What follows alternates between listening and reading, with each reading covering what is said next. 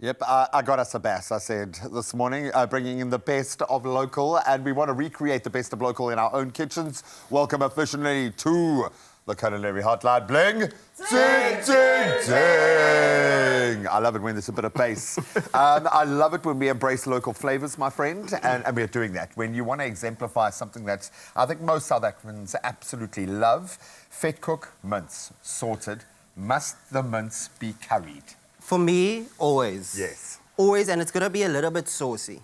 Ooh. But before we begin, Graham, I need you to wash your hands. So just quickly, Thank you. up here. Do you get nervous when you've got to tackle dishes that South Africans make kind of every day? I do, because our viewers, they will come for us. They will. They'll be like, this is not how we do it, that's not how it's done. We remember the vegetarian Gatsby Day. Ooh, We were there. Let's not we go were back there. there. Let's not we go were back there. What I will say is that this is my way of making it. This is how I like to make it. So if you like to make it differently, that's on you. Okay. But isn't that the key? When getting kind of creative in the kitchen, follow your own flavour palette. 100%. You know what you like. 100%. I love that. So what do we like in this mince? Okay, so for our mince, it's very simple, okay? So what we're going to do is we've already browned our onions. It's burning a little because we were just getting involved in that beautiful experience Carissa went on. Absolutely amazing. Very jealous. She didn't invite me along, but cool. We'll have that discussion later. Then we've got some leaf masala over here. So I like to use some leaf masala. I'm going to go in with... What does that mean, leaf masala? What is the difference? So you get different... His teacher voice comes out. All right, let me explain. So you get different masalas, right? So we're using a leaf masala and we're using a roasted masala. You'll find in a lot of Cape Malay recipes it always uses a combination of the two because you just want that flavor to come through. Just layers, and layers, then we've got and some layers. turmeric over here as well. And what we're going to do is we're going to first allow that with our curry leaves to just become fragrant. So you want that natural oils to come out of your spices and your... Because this is how the flavour gets everywhere. Is once that oil is infused, the oil is what's cooking the meat, is what's informing the layers of flavour throughout, right? 100%. And what I like to do, even with this base that you've got here, right? You can even make like a little curry sauce that you can add to things. So if you wanted to make like a masala, like a mayo, you could make like a little oil with the things that we just use, and you could make a thing that way. I love And we're going to go in with our mince because we want all of those delicious flavors to go into our mince as well. So we're going to cook that down. Now, Graham, when I was growing up, right, a vetkoek with a mince was a staple for us. But I had a very weird palate growing up, so I didn't actually like it.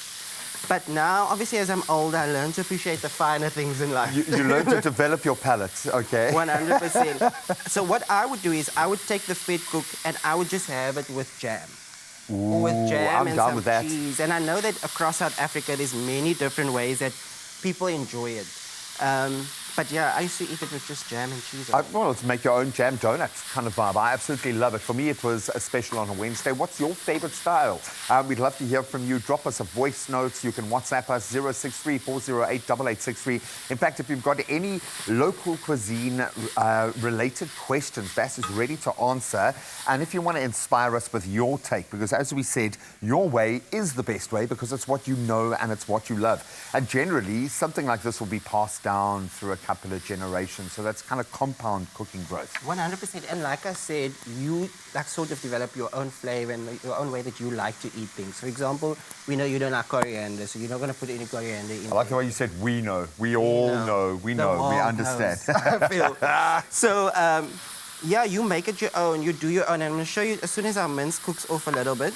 But while that's going, I want to talk to you about the vetkoek itself. So you'll notice we don't have any here. And why is that? Because Bass is lazy. I was going to say, no, it's been eaten already, which does happen. I'm it does joking. happen in the kitchen. It's obviously such a labour of love. So if you make it from scratch, it's a bread dough. So dough that's leavened or risen by yeast. But today we decided we don't need to do that because we also live in an age where you can go to your local supermarket, you can buy it. So we'll put it together a little bit later on. Or you also get the ready mixes where you just add some water, some oil, and then, Bob's your uncle, you've got your... And don't make it more difficult than it has to be. I love, from a social perspective, we did a vetkoek breakfast where we just made a ton of vetkoeks and then had some mince, had some scrambled egg, had some beautiful jams, cheeses. Just have a little bit of fun with this where you get to see people express themselves and what they really like, what they've grown up with. There's always that one person who rocks up with fish fingers or something. Let them. It's a People always judgment-free come for zone, me though, okay? but like a curry with an egg on the top. Ooh. A little bit of mayonnaise because that's Your staple Cape in my Townness life. coming out It's now. a staple in my life. An egg on anything is just fine. I love that. With the mince, because it's relatively lean, is there a danger of overcooking? Is it going to just keep drawing in those so flavors? you'll see that it's going now, and it's basically cooked, and we've got even some crispy bits at the bottom that got a bit crispy, and I don't mind that. And there are also some raw bits, but I don't want to take it too far because you don't want it to be too dry. And it's going to carry on cooking. I'm going to pop in some beef stock here, because what that's going to do is going to help keep it moist, but it's going to help it continue to cook. Okay? I love it. Well, we're going to continue to cook, and we're going to continue with this beautiful combination. It's vet cook and mince. It's got to be one of the most South African sentences that has ever been said. And for us, it's got to be curried. But you can let us know what inspires you. In fact, if you've got any questions, any inspiration as it comes to the best in local, we'd love to hear from you. Oh, that smells amazing, eh? It's my feel-good breakfast show. Welcome back. Yes, we are in the kitchen because Bass is still with us with some South African-inspired dishes. There's no better time to be South African than today. Now, early in the show, we whipped up some delicious gourmet-style vet cook and mince, or amagwinya and mince. And now we're going to take things to the next level with another South African favorite. It's loaded boerie rolls. But before we get to the boerie rolls, can we finish up the mince? We have to finish. Sorry, I'm just chewing Your some mouth is slap watering. chips. No, I'm busy eating the slap chips. Don't eat the ingredients, Bass. So we need to finish off our mince curry. Okay. So you can see that the curry is now nicely cooked. You can see there's that beautiful oil, which I love. Love. A curry is not a curry if there's not that nice like oil going on there. What I do and what I like to do is I add a little bit of chutney to my curry, so it gives it a little bit of a sweeter taste. I like that. And then we've got our vet cook, and like I said earlier, we're all about convenience here. So we actually bought these. You can buy these I'm from not your saying I'm local... judging you. I don't feel judged. It's about, do you feel the judgment? No. So we're going to stack those up and then just finish it off with some coriander. Oh, so you put that on the top. See, personally, I would have put peas in here. That's what I grew up eating. But you don't like peas. Preference. Preference. Fine, we'll leave it at preference. We did have a question coming through very quickly from Neville, wanting to know all around the curry, right? Okay. So before we get into that, though, I'm going to keep you waiting for that Neville question. Let's get into some boerewors rolls. Okay, cool. Before we get Yeah. into the boerewors rolls, Carissa, I like cleanliness in the kitchen, so please just wash your hands for me. Thank you. And we'll finish that off with some coriander. I'm going to move this way for now. Put this pot on over here. Okay. Not working, but that's fine. I'll use this one. You got it, you got it. Cool. So what we're going to start with is we're doing a loaded boerie roll today. Okay. Every South African loves a boerewors. Whether it was your school sports day, whether it was a church bazaar, whether it was... Sometimes all you of go those shopping things. and then you step outside and then you follow the smell of You the actually go boerewors. to the shop for the boerewors roll. So what I'm doing today, we're doing a loaded boerie, but with South African flavors. So what we're going to make first is a relish. So what I've got in my pot here is just some oil. Okay, what is the South African name for a relish? Is it just a relish? A chakalaka. Oh, kind of like a chakalaka. Like a chakalaka, but Okay. this isn't exactly a chakalaka. It's more just a braai relish. Oh, I see. So we're going to pop in some onions, chilies, tomatoes in there. And then we got our flavoring. So I got some chili flakes, Nice. Bit of sweet, bit of spice. Okay. some salt. I'm just going to pop that all in there. Then you want some sweet, but we're going to wait for the sweet. We're going to pop in the tomato paste. Lovely. So it's really just pop everything in and you can give that a stir. Yeah, I got Then you. once all of that is incorporated, what I'm going to ask you to do is take that chutney and pour the chutney in there. Oh, that's lovely. So it's gonna, but you first want this to cook down and then it's gonna caramelize again and become a beautiful relish like we've got over here. Chutney is so underrated. I'll eat it on everything. Have you had chutney and eggs before? I am more of a mayo guy, but I do love a chutney. Oh, chutney is so good. So what we're gonna do over on this end is, and also this is a cool thing to do for like, you know, like a sports day when you're watching the games. I'm not a sports. Go sports. Not a sports person, but yeah. So we're gonna have our rolls. You can toast them if Okay. you wanted to, but we're gonna just move along in our It's a lives. bougie one, yeah. Do you know, I actually cut mine down the middle. Yeah, Why? because it makes it easier to eat when you know. I want it to be messy and I want it to be moish, more of moish. More of more. Okay. Then what I'm also doing, so we made some slab chips, so just normal, however you like to make your chips. Then we've got our relish with our mayonnaise over here. And what I'm going to do is I'm going to put some mayonnaise into this thing. And I'm going to make like a little relish mayo. So we're just going to pop some of that in there. You can obviously use it separately if you wanted to, but me, I just like to do things. You like your mayo, eh? Problem.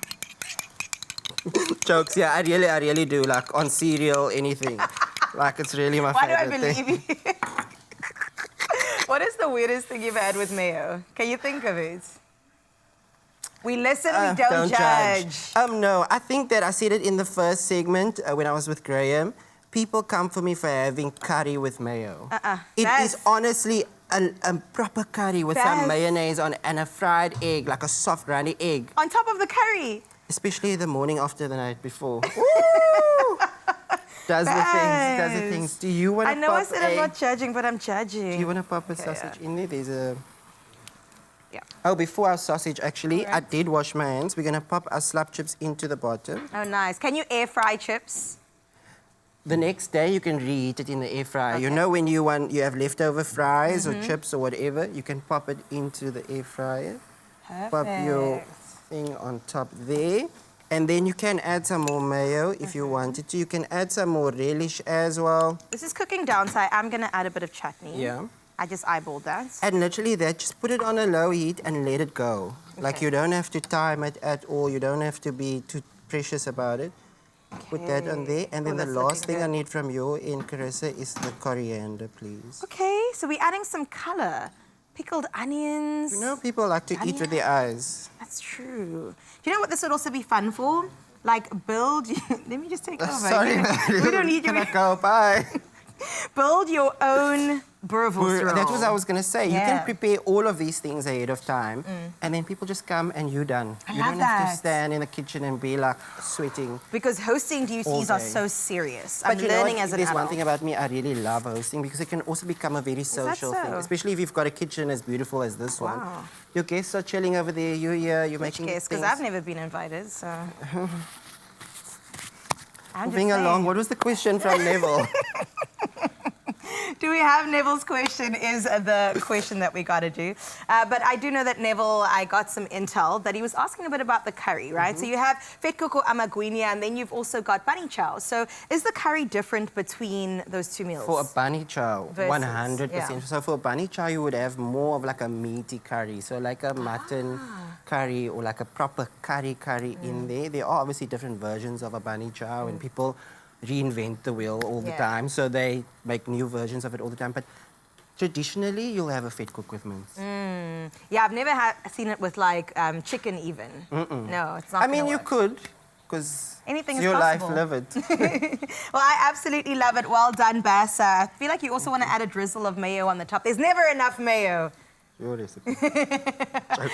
Okay, put some mayo and then I'll have a taste. Okay. All these recipes are available on expressoshow.com. We said it's a cheat day, all right? We're allowed. We're allowed. It's I a don't want to do too Wednesday. much. You go for it. You don't want to do too much I don't today. want to do too much, like Okay. mayo. Okay. It's almost weekend, isn't it? Good, yeah? I would give it a very strong 4.5 out of 10. Wow.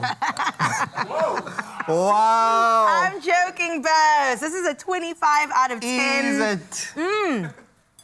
That mayo actually adds a nice tang to it as well. And like I said, you could do the mayo and the relish separately. So you could put the mayo on the bottom, put your fries on, top it with the relish, or put the booty on, put the relish on. And I then- love that. Oh, taking brie rolls to the next level. Trust Bass to do it. Well done. Another installment of the Culinary Hotline Bling. Yes. So we've got plenty more as far as the kitchen is concerned. I'm going to tuck into this, and I think we've got some more waiting for you.